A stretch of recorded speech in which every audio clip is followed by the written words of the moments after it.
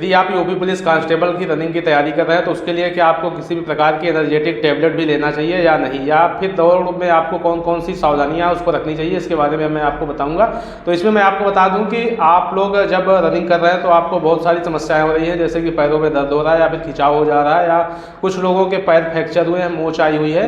तो आप लोग सबसे पहले तो यदि सड़क पर रनिंग करते हो तो सड़क पर छोड़ के कोशिश करिए कि ग्राउंड पर रनिंग करें, क्योंकि आपकी जो फाइनल रनिंग होनी है वो ग्राउंड पे होती है। ग्राउंड पे और रोड पे अंतर क्या होता है कि ग्राउंड पे जब आप करते हैं तो उस पर आपकी प्रैक्टिस बनी हुई होती है, आपको ये आइडिया लग चुका होता है कि एक चक्कर आपको कितने मिनट में लगाना है, और आपको ये भी पता होता है उसमें कि ग्राउंड पे मतलब मुझे एक चक्कर लगाने में कितना समय लग रहा है, या फिर अगला चक्कर मुझे लगाना है तो उसमें कितना समय को कम करना है या समय को बढ़ाना है, स्पीड स्लो करनी है, फास्ट करनी है।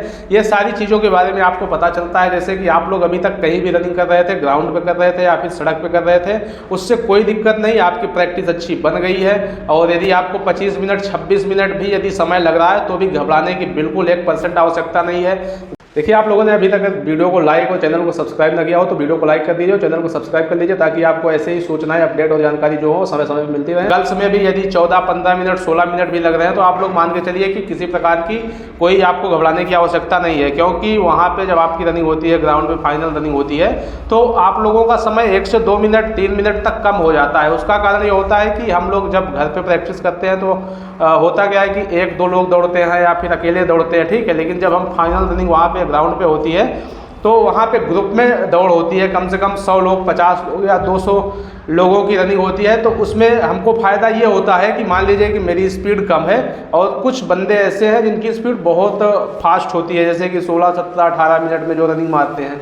लेकिन कुछ लोग ऐसे होते हैं जो कि मीडियम चाल से चलते हैं, यानी कि एक समान चाल पकड़ लिए और उसी चाल से अपनी पूरी रनिंग को कंप्लीट करते हैं, ठीक है। तो उनको आपको ये ध्यान देना है कि जो भी बंदे उसमें एक समान स्पीड से रनिंग को पूरा करते हैं, आपको उनका पीछा करना है, यानी कि उनको पकड़ना है, उनका साथ पकड़ना है। या 2, 4, 6 लोगों का ग्रुप वहाँ पे बन जाता है तो उनका ग्रुप को ज्वाइन करिए और कोशिश करिए कि उनको फॉलो करते हुए आप बढ़ते चले जाइए, ठीक। उसके बाद एक समस्या है कि जूते पहन के दौड़े या फिर बिना जूतों के दौड़े, तो देखिए इससे कोई फर्क नहीं पड़ता कि आपने जूते से प्रैक्टिस की है या बिना जूतों के प्रैक्टिस की है। इसके संबंध में मैं आप लोगों को पहले भी बता चुका हूं कि आप जैसे भी ग्राउंड पे अभी प्रैक्टिस कर रहे हैं, सेम उसी तरीके से आपको वहां पे रनिंग करनी है, चाहे जूतों से या फिर बिना जूतों से। एक चीज़ और ध्यान दीजिएगा कि जैसे आप मान लीजिए कि में जिस भी जूते से प्रैक्टिस कर रहे हैं, तो कुछ लोग करते क्या है कि जब वहाँ पे फाइनल रनिंग होती है तो वो अपने लिए एक नया जूता ले लेते हैं। जैसे कि मान लीजिए कि कोई बता दिया कि एडिडास का ले लो, कैंपस का ले लो या सेगा का ले लो, तो करते क्या है कि नया जूता लेके आते हैं वहाँ पे फाइनल रनिंग के लिए, ठीक है।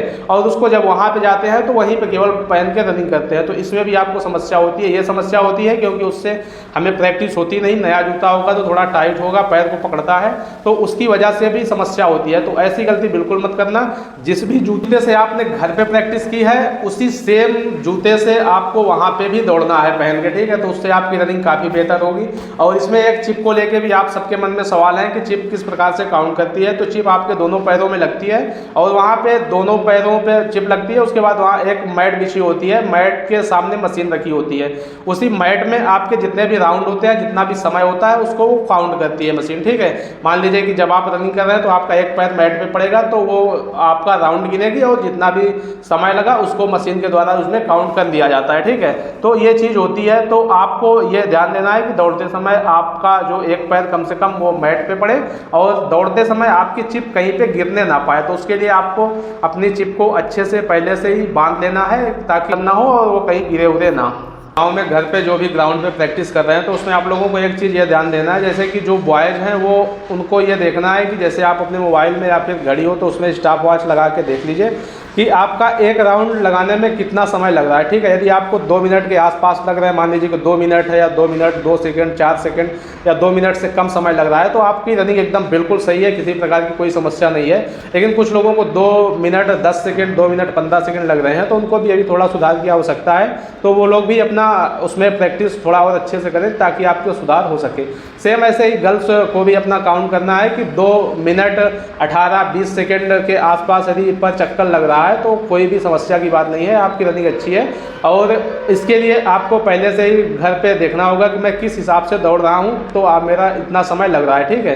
तो जैसे इसके लिए आपको पहले से प्लानिंग करनी पड़ेगी कि मैं शुरू में 4 राउंड कैसे दौड़ूँ, क्योंकि जब आप शुरू में 4 राउंड दौड़ते हैं तो उसमें होता क्या है कि हम लोगों का गला सूखने लगता है या फिर सांस लेने की समस्या होती है, ठीक है, मुंह सूख जाता है। तो ये सारी चीज़ें होती हैं शुरू में 4-5 राउंड तक। उसके बाद आपको इसी चीज़ को मेंटेन करना है कि मुझे शुरू में 4-5 राउंड कैसे रनिंग करनी है, उसकी प्लानिंग करनी है। उसके बाद जो बीच वाला होता है, बीच में आदमी क्या होता है कि थोड़ा सुस्त हो जाता है, यानी कि थोड़ा स्लो होता है, तो उस चीज़ को आपको मेंटेन रखना है कि बीच में डाउन नहीं होना है कि 4-5 राउंड के बाद 8-9 राउंड तक आदमी थोड़ा स्लो होता है, तो वो चीज़ को आपको मेंटेन रखना है कि स्लो नहीं होना है। जो भी एक स्पीड होगी उसको मेंटेन रखना है और उसको बना के रखना है। और जब लास्ट के 2-3 राउंड होते हैं तो उसमें आपको थोड़ा ये कोशिश करना है कि स्पीड को थोड़ा बढ़ाइए कैसे भी।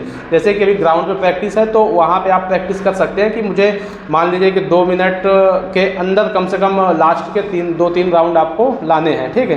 तो इस हिसाब से आप लोग प्रैक्टिस करेंगे तो 100% मान के चलिए कि आपकी जो रनिंग है वो अच्छे से हो जाएगी।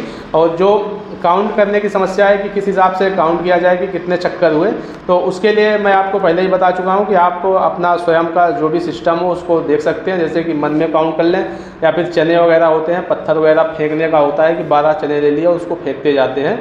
और एक चीज़ ये करिएगा कि मान लीजिए कि 12 राउंड आपके पूरे हुए तो उसके बाद भी कोशिश करिएगा कि 1 राउंड आप लोग एक्स्ट्रा लगाएं, क्योंकि यदि आप एक चक्कर भूलेंगे भी तो वो जो एक एक्स्ट्रा राउंड होगा 13वां राउंड, और गर्ल्स के लिए जो 7वां होगा, तो उसमें आपका वो मैनेज हो जाएगा। और ये बिल्कुल नहीं होगा कि मान लीजिए कि आपने 12 राउंड 23 मिनट में लगा दिए और 13वां राउंड लगाने में आपको 25 मिनट से ज़्यादा का समय लग गया, तो उसमें जो मशीन होगी वो 25 से ज़्यादा का समय नहीं दिखाएगी। जैसे ही आपका 12 पूरा तो वो समय को काउंट कर लेगी, उसके बाद आप कितने भी राउंड लगाइए उससे कोई मतलब नहीं होता है, ठीक है। लोगों के साथ समस्याएं भी हैं, जैसे कि गर्ल्स हैं या बॉयज़ में भी कुछ लोगों के पैरों में फ्रैक्चर वगैरह है, तो वो लोग ये कमेंट कर रहे हैं कि मुझे डेट चेंज करवाना है, तो कैसे होगा। तो डेट चेंज करवाने के लिए देखिए, आप लोगों के जो भी मेडिकल के डॉक्यूमेंट्स होंगे उन सबको लेके जो भी आपका सेंटर होगा रनिंग के लिए, तो वहाँ पे आपको पहले जाना पड़ेगा और जो भी सक्षम अधिकारी होंगे उनको इन सारी चीज़ों से अवगत कराना पड़ेगा। और फिर वो भर्ती बोर्ड के को सूचना देंगे और उसके बाद जो भी आदेश निर्देश होंगे उससे आप लोगों को अवगत कराया जाएगा और जो भी नेक्स्ट डेट होगी वो आप लोगों को मिल जाएगी। तो इसके लिए आप लोगों को एक चीज़ करना पड़ेगा कि जिस भी डेट पे रनिंग होगी उससे कम से कम हफ्ते 10 दिन पहले कोशिश करें कि वहाँ पे जाएँ, तभी ये चीज़ें संभव हैं कि आपकी रनिंग डेट वगैरह चेंज हो जाए। और जिनको सच में समस्या होगी उनकी डेट 100% चेंज हो जाती है, किसी प्रकार की कोई भी समस्या वहाँ पर होती नहीं है, ठीक है। तो यही सारी चीज़ें हैं। और मैं आपको बता दूं कि आप लोगों की रनिंग 10 फरवरी के आसपास ही स्टार्ट होने वाली है और बहुत ही मुश्किल है कि 10 से डेट आपकी बढ़ाई जाए। अगर बढ़ेगी भी तो 1-2 दिन बढ़ेगी, उससे ज़्यादा नहीं। और 5 फरवरी के आसपास आप लोगों के एडमिट कार्ड आने वाले हैं, तो उस हिसाब से सभी लोग एकदम तैयारी करें और पूरा जी जान लगा दें। अब जिनकी भी रनिंग अच्छी हो तो उनको बहुत ज़्यादा मेहनत करने की आवश्यकता नहीं है, बस अपनी प्रैक्टिस करें, ग्राउंड पर डेली जाएँ और 2-3 किलोमीटर 4 किलोमीटर इसी हिसाब से अपनी प्रैक्टिस को जारी रखें और इंजरी से बचें, इंजरी ना होने पाए के लिए सभी लोग ध्यान देंगे।